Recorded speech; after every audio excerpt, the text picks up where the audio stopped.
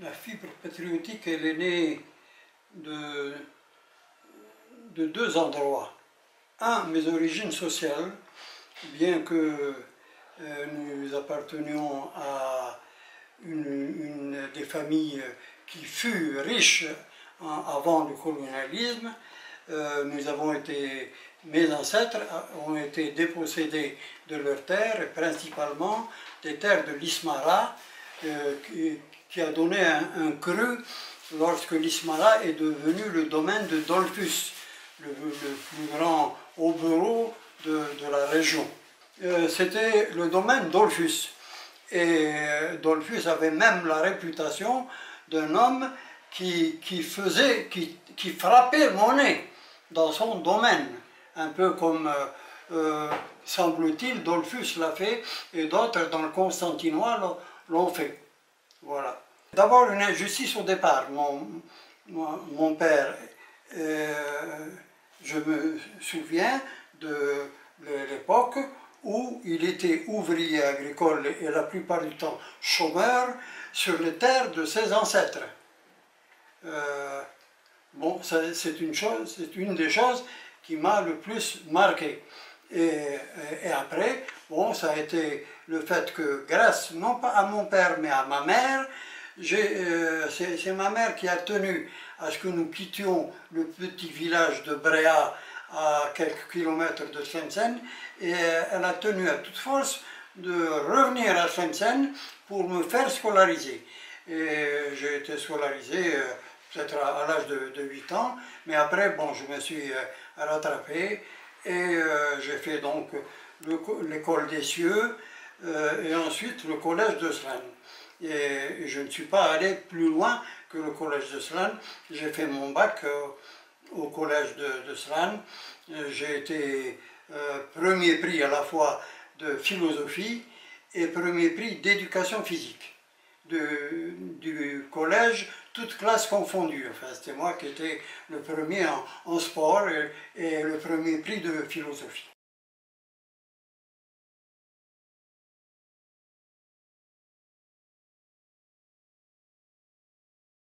Au communisme, je le dois à l'école laïque, c'est clair. Mes instituteurs, qu'ils aient été arabes ou français, c'était des laïcs, et ce qui était le plus important à l'école laïque, c'est que nos maîtres nous servaient d'exemple, et ils n'avaient pas besoin de religion pour nous servir d'exemple. Même nos maîtres les plus racistes, lorsqu'ils avaient affaire à des élèves, eh bien, leur racisme, ils le mettaient de côté.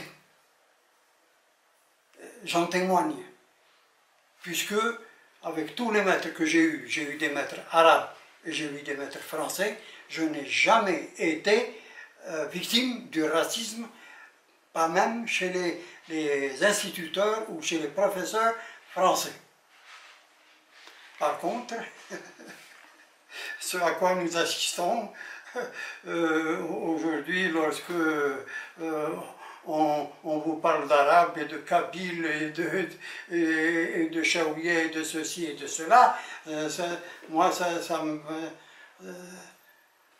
me fend le cœur et ça m'indigne en même temps.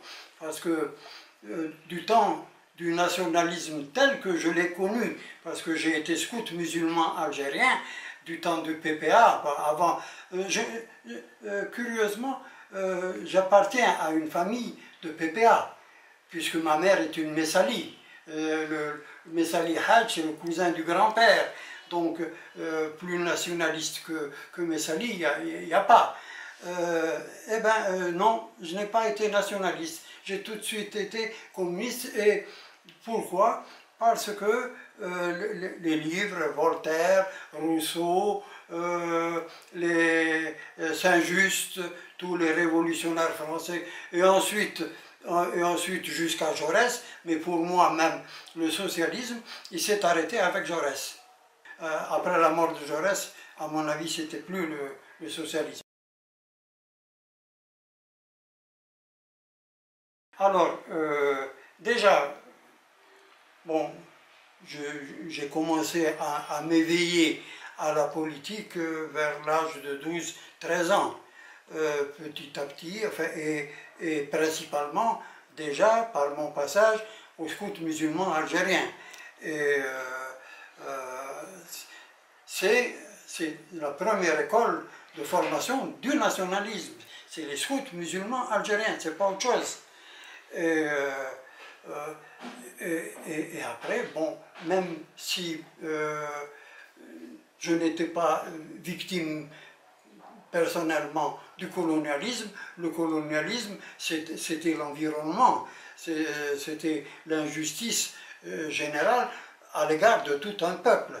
Et c'est ça qui m'a formé, et en plus j'ai eu des maîtres, pas forcément des communistes, qui m'ont... il y avait des communistes parmi eux, mais même d'autres qui n'étaient pas communistes, ils ont contribué à forger en moi l'âme anticolonialiste. Si j'ai été condamné à mort, il n'y avait pas lieu, de me condamner à mort, parce que ni sous la torture, ni les accusations de ceux qui ont pu m'amener à être en prison. Aucun ne m'a désigné comme ayant fait tel ou tel acte qui m'aurait valu, à juste raison, la condamnation à mort. Ni sous la torture, ni sous les aveux, ni sous la désignation. J'ai été condamné à mort simplement à cause de la déclaration que j'ai faite. Après toutes les arrestations qu'il y a eu au moment de la bataille d'Alger, et notamment lorsqu'ils ont découvert chez Yassif Saadi les rapports d'activité rédigés par moi, et malgré le fait que j'ai nié, j'ai dit non, c'est pas moi, ils ont fait l'analyse graphologique et puis ils ont vu que c'était effectivement de moi, là je ne pouvais plus nier, et puis je n'étais plus torturé, j'étais en prison. Donc j'ai effectivement revendiqué les actions qui avaient été faites sous mes ordres, sauf, heureusement pour moi, si sous la torture j'avais avoué qu'un de mes hommes avait tiré sur le général Massu, bien sûr, je ne serais jamais sorti vivant de la torture. Et surtout qu'en plus, bon, si le général Massu, le même homme qui a tiré sur lui, venait de tuer 15 jours auparavant, il avait tué Gérard Étienne, qui était le chef de la Main Rouge avant que la Main Rouge ne devienne l'OS. Heureusement, je n'ai parlé ni de l'attentat contre Gérard Étienne, ni de l'attentat contre le général Massu, sinon je ne serais jamais sorti vivant de la torture. Donc, si j'ai été condamné à mort en même temps que mon épouse, c'est que le colonialisme français à l'époque, et sous l'égide de Guy Mollet, et surtout d'un homme qui pour moi est un criminel, c'est Mitterrand. C'est celui qui a sur la conscience le plus grand nombre de condamnés à mort de la guerre d'Algérie. Bon, ça c'est le problème des socialistes. Ils veulent faire de Mitterrand un de leurs héros, libre à eux. Mais pour moi, c'est un des plus grands criminels de l'histoire. Et j'en parle en connaissance de cause, parce que Mitterrand a tué beaucoup trop de mes frères. Pour un socialiste, il y a mieux. Et c'est la raison pour laquelle je le dis, et je répète, le socialisme français s'est arrêté avec Jean Jaurès.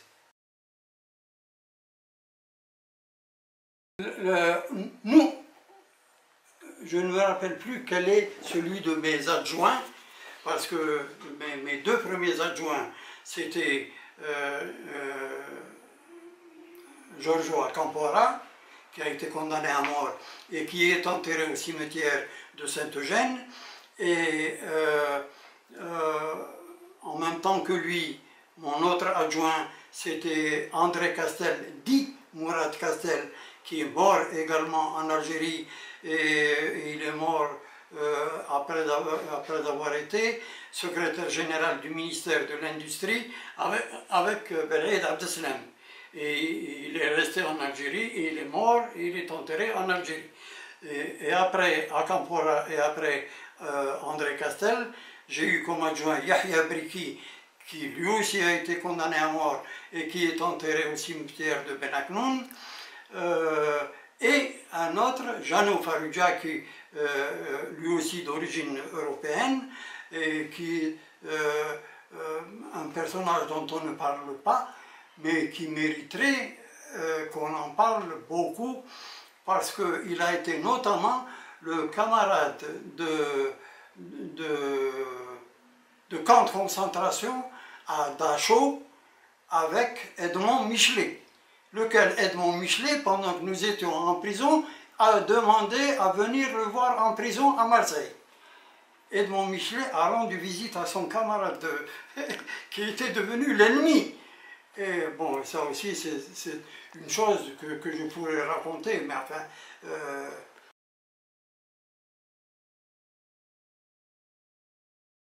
Bon, alors j'ai été arrêté le dimanche 4 janvier 1957, ici dans la région d'Alger, à Baïnem.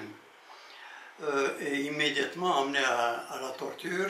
J'ai commencé la première séance de torture, c'était la torture à l'eau. On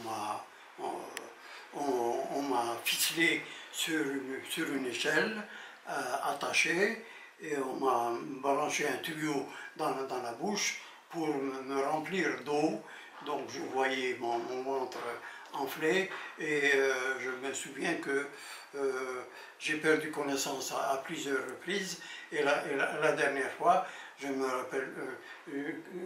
rappelle que je me suis simplement réveillé sans savoir comment. On m'avait détaché et on m'avait jeté dans une cellule, et quand on est venu m'arrêter, il y a 2 brigades qui...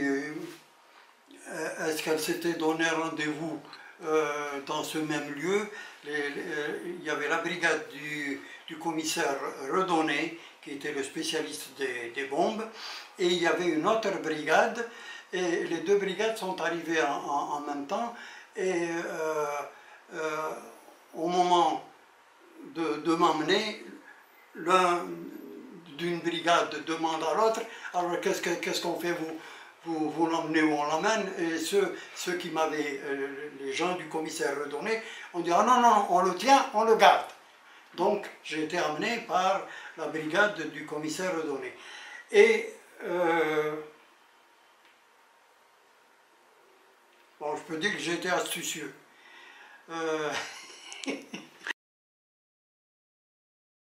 Parce que on m'avait mis la cagoule sur la tête pour que je ne puisse, comme ils sont venus m'arrêter, il devait être 4 h ou 5 h de l'après-midi, la nuit est vite tombée, et donc de Baïnem, on m'a amené avec, j'avais ma veste sur ma tête, mais j'ai réussi à me débrouiller pour trouver un moyen de voir par où je passais. Donc à travers la manche de ma veste, je me suis efforcé de voir par où on passait de nuit. Et le seul endroit enfin, que j'ai pu repérer, c'était Bar des 4 coins. Bon, j'avais calculé que ce bar des 4 coins, avec la vitesse qu'on avait faite, la voiture, etc., je devais être dans un rayon de moins de 20 km d'Alger. Et à l'indépendance, avec Jacqueline et les enfants, je leur ai dit, il n'y a rien à faire, il faut qu'on fasse le tour. C'est autour d'Alger, c'est à moins de 20 km, j'ai un point de repère, Bar des 4 coins, on va faire tous les villages, et pendant 3 mois, on a fait ça de manière très disciplinée, méthodique, et un beau jour, au bout de 2 mois ou 3 mois, je vois Bar des 4 coins. Et à ce moment-là, en fait, comme c'était pour moi un repère, on s'arrête et je me suis dit, bon, à partir du bar des Quatre Coins, j'ai dû faire quelques dizaines de mètres, pas plus, et je me suis rappelé, j'ai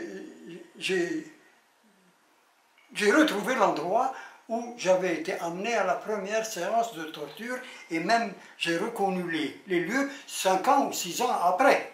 J'ai reconnu les lieux et j'ai dit, et c'était une gendarmerie, même à l'indépendance. C'était une gendarmerie du temps des Français, c'est là que j'avais été torturé, et du temps de l'Algérie indépendante, c'était resté une gendarmerie. Maintenant, je ne sais pas ce que c'est devenu. Bon, d'abord, on est venu, j'ai fait différentes prisons. Enfin, j'ai fait d'abord Serkaji, Barberousse, après la condamnation à mort et la grâce. Et d'ailleurs, même la grâce, ils ont fait quelque chose d'infect. Normalement, quand l'habitude qui existait à l'époque, c'est quand il y avait plusieurs condamnés à mort dans une même affaire. Lorsque il y a 2 ou 3 condamnés à mort et qu'il y en a 1 ou 2 sur les 3 qui sont exécutés. S'il y en a 2 qui sont exécutés, le 3e, s'il n'a pas été exécuté, le matin du jour où ses compagnons ont été exécutés, lui, on lui signifie la grâce. Et moi, enfin, on a exécuté Taleb Abdelrahman. Quand on a exécuté Taleb Abdelrahman, je me suis précipité à la porte. Je me suis dit, il y a Taleb Abdelrahman dans toute la prison, s'était ébranlé. Qui c'est, ça commence à crier partout, et on dit qui c'est. Et quand on a su que c'était Taleb Abdelrahman, mon compagnon de cellule, Youssef Afetal, qui est toujours vivant, il me dit, prépare-toi. Je lui dis, tu vois bien que je suis prêt, puisque j'étais à la porte en train d'attendre qu'on vienne m'ouvrir, que ce soit mon tour. Finalement, mon tour n'est pas venu. Et tenez-vous bien, je me suis attendu à ce que, étant donné que Taleb Abdelrahman venait d'être exécuté et que moi je ne l'avais pas été, donc le matin de son exécution, on devait à moi me signifier ma grâce. Or, ils ne sont pas venus me la signifier. Je me suis dit donc, ils vont peut-être venir le lendemain. Le lendemain, il n'y a rien eu. C'était une façon pour le colonialisme de se venger sur quelqu'un dont ils auraient souhaité l'exécution et qui n'a pas été exécuté. Ben, j'ai été libéré. J'ai été libéré au mois de mai 62. Je crois que j'ai été libéré un des derniers en France, au mois de mai 62, alors que le cessez-le-feu a eu lieu le 19 mars. Bon, mais j'étais en France, et lorsqu'ils sont venus, lorsque le directeur de la prison, M. Henri Delpé, qui était un homme charmant, était directeur de la prison, mais au fond de lui-même, c'était un anticolonialisme, puisque il m'avait aidé, enfin j'étais responsable des détenus FLN, mais il m'avait beaucoup aidé. Et un jour, il est venu me signifier ma grâce. Il me dit, « Ah, monsieur Guérouj, j'ai une bonne nouvelle à vous annoncer. J'ai reçu l'ordre de vous libérer. Alors, préparez vos affaires. » Et qu'est-ce que je lui demande à ce moment-là? Est-ce que je peux vous demander un service, monsieur le directeur? Mais allez-y, qu'est-ce que vous... Je lui dis, est-ce que vous pouvez vous renseigner pour savoir si ma femme et ma fille ont été libérés. Il me dit, bon, préparez vos affaires et je vais me renseigner, comme c'était la même direction générale, la direction régionale, je dépendais, moi j'étais à Angers, et Jacqueline et Daniel, mais son nom de guerre c'est Jamila. Oui, Daniel Mine, dite Jamila, elle était aussi dans une prison qui dépendait de la circonscription d'Angers, dans le Maine-et-Loire. Donc, il revient 5 minutes ou 10 minutes après, il me dit « Ah, je suis désolé, pour votre famille, votre fille, il n'y a pas encore l'ordre de les libérer. » Alors je lui dis « Alors je reste. » Oh, mais monsieur Guérouge, mais j'ai pas le droit, vous me mettez dans l'embarras, qu'est-ce que je vais leur dire? Racontez-leur ce que vous voulez, mais je reste, je suis là, je reste, je ne bouge pas. Sachez, monsieur le directeur, à ce moment-là, je ne l'appelais plus monsieur Henri Delpé, je l'appelais le directeur.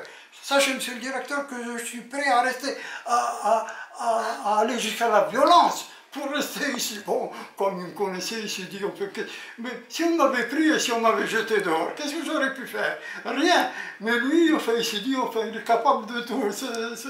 Bon, il me connaissait, enfin, il me connaissait. Et puis finalement, donc, je suis resté, et ce n'est qu'une dizaine de jours après que Jacqueline et Daniel sont venus m'attendre à la sortie de prison d'Angers.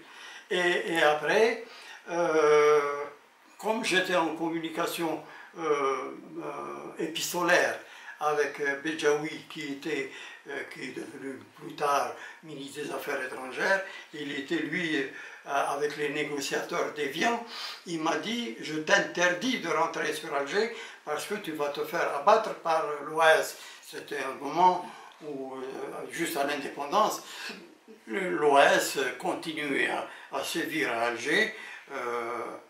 Voilà. Et donc, j'ai été obligé, avec Jacqueline, de passer 2 ou 3 jours par Genève, après, et de ne rentrer qu'après à Alger. Et c'est à Alger que je suis arrivé au mois de juillet, donc 62, et quelque temps après, j'ai appris que j'étais sur la liste des députés, alors que je n'avais rien demandé, enfin bon. Oui, j'ai été donc à la première Assemblée nationale, et j'ai eu des, pas seulement moi, j'ai eu des déboires avec Ben Bella. Par exemple, bon, j'en parle maintenant, ça vaut peut-être pas la peine qu'on en parle, mais je le dis parce que c'est une chose que j'ai vécue. C'est Ben Bella qui, en personne, m'a barré la route du comité central. Oui, oui, j'étais le seul congressiste au premier congrès du FLN, le seul congressiste à avoir été élu à l'unanimité de ma fédération, la fédération du Titri, élu à l'unanimité pour être membre de la commission politique, et tous les membres de la commission politique sont devenus membres du comité central, sauf moi, sur ordre de Ben Bella. Bon, il est mort, de paix à son âme, mais non, pourquoi? 2 raisons. La première, bon, l'anticommunisme qui existait à l'époque chez malheureusement énormément de nationalistes qui étaient parfois à mes yeux, je dis, hein, c'est moi, hein, c'est personne d'autre, à mes yeux, certains nationalistes étaient plus anticommunistes qu'anticolonialistes. J'ai vécu cela, et y compris dans ma propre famille. Et après, j'ai vu enfin, des gens, enfin, même dans ma famille, qui étaient anticommunistes et qui se sont mis à défendre les positions du Parti communiste contre moi.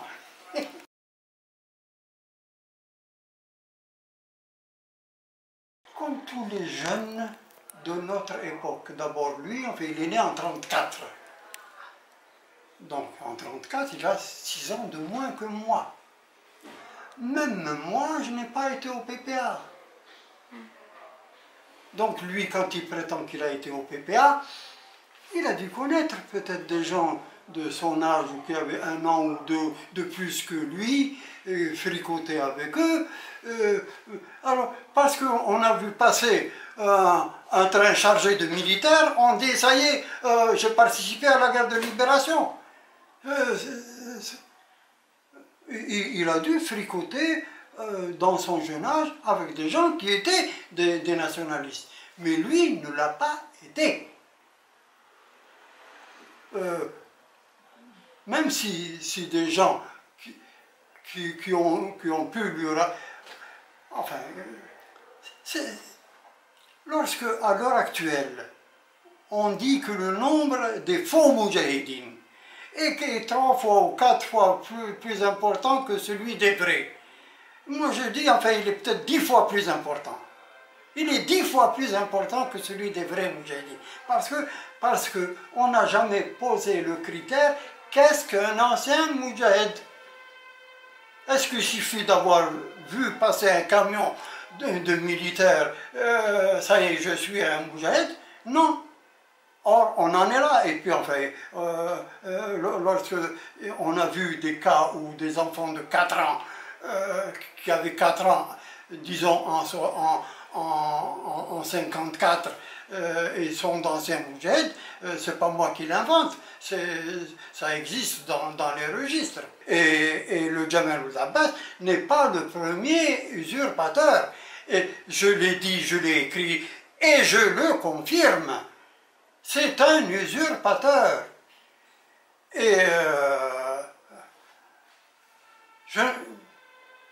j'ai écrit récemment une lettre destinée à notre président de la République.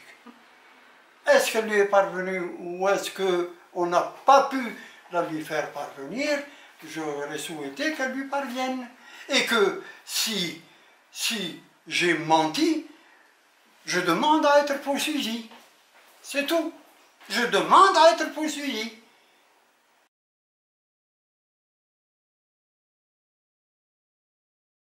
Alors, je vous réponds tout de suite.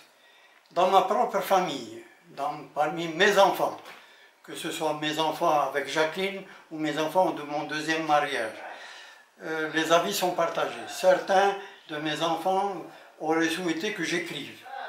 Et d'autres, et en particulier l'un d'eux, est totalement contre le fait que j'écrive. Je suis plutôt de l'avis de celui qui veut que je n'écrive pas. Il a employé une formule qui me déplaît un peu. Il m'a dit « Je préfère que tu restes une légende ».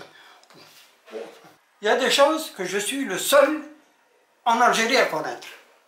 Ça peut mettre en cause des personnes qui, malgré tout, méritent, même quand ce n'est pas les personnes elles-mêmes, leurs proches méritent du respect. Et c'est ça qui me retient. Parce que où on dit tout, où on cache certaines choses. Je préfère... Et je ne suis pas de ceux qui écrivent pour se faire connaître. Il y en a beaucoup aussi. Il y en a beaucoup qui écrivent pour se faire connaître. Parce que leurs actes sont quasiment patriotiques, insignifiants.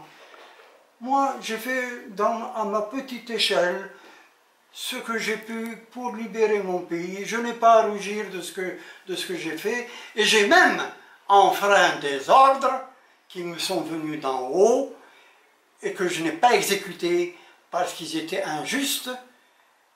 Et je me réjouis de ne pas les avoir exécutés. Un exemple, je vais vous donner l'exemple de Castel, pour lequel j'avais reçu l'ordre du Parti communiste de le mettre à l'écart. J'ai refusé. Et jamais Mourad Castel n'a été mis à l'écart, grâce à moi. Ce n'est pas le seul exemple. J'ai d'autres exemples que je pourrais donner, mais je ne donne que celui-là.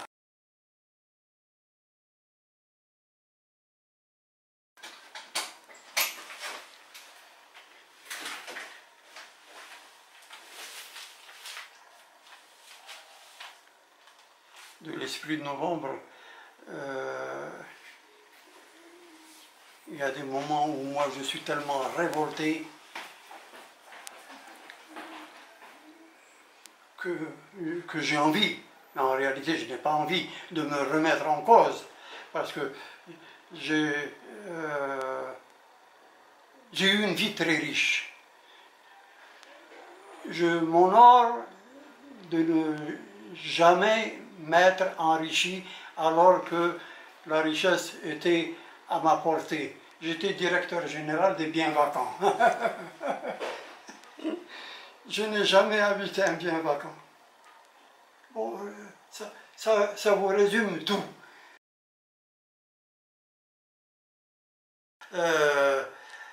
Donc, je n'ai qu'un frère, c'est Mustapha Fettal. Mustapha Fettal qui était notre responsable en tant que condamné à mort. Et pourquoi j'en parle?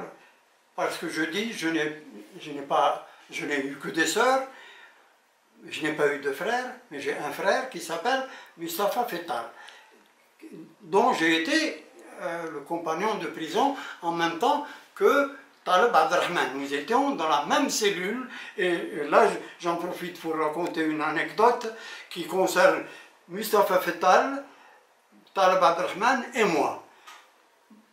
Je me souviens de l'époque où nous étions les trois dans la même cellule et où Taleb Abdelrahman, quelques jours, hein, peut-être une quinzaine de jours avant son exécution, en riant avec nous, avec Mustapha Fettal et moi, il voulait nous apprendre à fabriquer des bombes. Quel est le meilleur mélange? Quel est le mélange le plus explosif? Taleb Abdelrahman, il voulait nous apprendre encore, le pauvre dans son innocence, comment fabriquer, quel est l'explosif le meilleur, le mélange le meilleur, pour que ça explose bien. Ben, c'était la guerre, qu'est-ce que vous voulez? On nous détruisait, mais notre seule défense, c'était aussi, nous, à notre tour, de détruire. La destruction n'est pas venue de notre fait, elle est venue du fait du colonialisme. Alors, pourquoi je vous ai raconté l'histoire de Taleb Abdelrahman? C'est parce qu'il mérite. Il ne mérite pas d'avoir été exécuté. Et en souvenir de lui, en souvenir de tous les morts de la guerre d'Algérie, je dis Bouteflika devrait penser d'abord à cela, au sacrifice de tous ceux qui sont morts et dont on ne voit pas encore, même maintenant, l'Algérie, 50 ans, plus de 50 ans après l'indépendance, n'a pas encore eu le courage, je dis l'Algérie, n'a pas eu le courage de rechercher pourquoi un tel et un tel et un tel ont été assassinés pendant la guerre de libération. Et je ne cite que les deux qui ont été exécutés par leur frère, c'est Abban Ramdan et c'est Boudiaf. D'autres ont été exécutés, mais les deux que je mets moi en tête, des héros de l'Algérie, c'est Abban Ramdan et Boudiaf. Et il y a encore des gens vivants. Le dernier qui vient de mourir, Reda Malek, lui aussi il connaissait la vérité. C'est un homme d'une honnêteté rare, mais lui aussi aurait dû parler. Et sa voix aurait porté beaucoup plus que la mienne. Et il y a encore des gens vivants qui sont au courant de certaines choses et qui n'osent pas les dire. On se demande pourquoi. Quand on arrive à un certain âge, qu'est-ce qu'on peut craindre? Moi, depuis que je me suis mêlé de politique, on me dit, enfin, je ne suis pas, je suis musulman de naissance, mais je ne suis pas un musulman pratiquant, mais j'ai conservé des choses, des préceptes qui sont bons et valables par tous les temps. C'est bon, je crois en Dieu, et ça s'arrête là. Ça s'arrête là, je n'ai de compte à rendre qu'à Dieu. C'est tout.